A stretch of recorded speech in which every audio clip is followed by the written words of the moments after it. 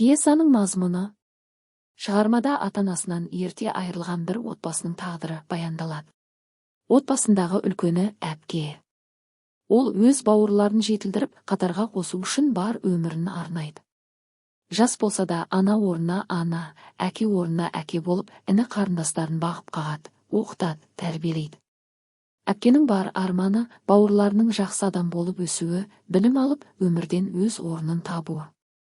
Ол өз бақыты мен жеке өмірін кейінге шегеріп, тіпті сүйген адамы болса да, отбасылық жауапкершілікті бірінші орынға қояды. Уақыт өте келе бауырлары ержетіп, өз алдына жеке өмір құрады. Алайда олар әпкенің жасаған жақсылығын толық түсіне бермейді. Кейбір оның қамқорлығын міндетсінбей, өз бетімен кетуге тырысады. Осындай сәттерде әпкенің ішкі жан күйзелісі, жалғыздығы, өкініші көрініс табады. Пьесаның шарықтау шегінде әпкенің жан дүниесіндегі ауыр сезімдер ашылады. Ол бауырлар үшін өмірін сарп еткенімен, олардың тарапынан шынайы жылулық пен ризашылықты әрдайым сезіне алмайды. Соған қарамастан ол бауырларына деген махаббатын жоғалтпайды. Пьесаның негізгі идеясы. Отбасылық жауапкершілік. Үлкеннің кішіге қамқорлығы. Құрбандық пен адалдық.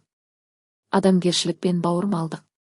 Пьеса арқылы автор әпкенің бейнесін асқақтатып, қазақ қоғамындағы отбасының маңызын көрсетеді. Шығарма оқырманды ойландырып, біз жақындарымыздың қадірін біліп жүрміз бе деген сұраққа жетелейді.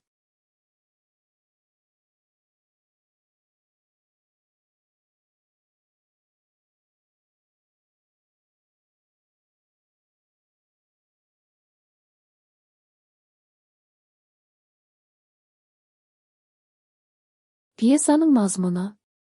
Шығармада ата-анасынан ерте айырылған бір отбасының тағдыры баяндалады.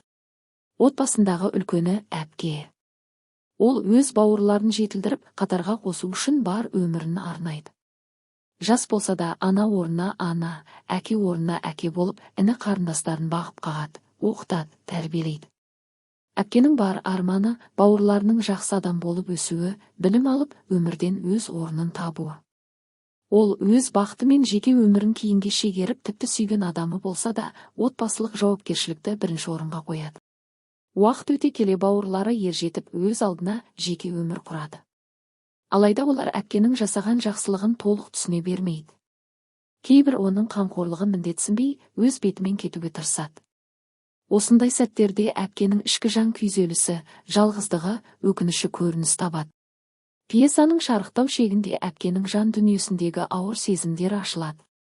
Ол бауырлар үшін өмірін сарп еткенімен, олардың тарапынан шынайы жылулық пен ризашылықты әрдайым сезіне алмайды. Соған қарамастан ол бауырларына деген махаббатын жоғалтпайды. Пьесаның негізгі идеясы. Отбасылық жауапкершілік. Үлкеннің кішіге қамқорлығы. Құрбандық пен адалдық. Адамгершілік пен бауырмалдық.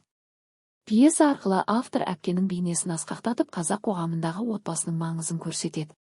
Шығарма оқырманды ойландырып, біз жақындарымыздың қадірін біліп жүрміз бе деген сұраққа жетелейді.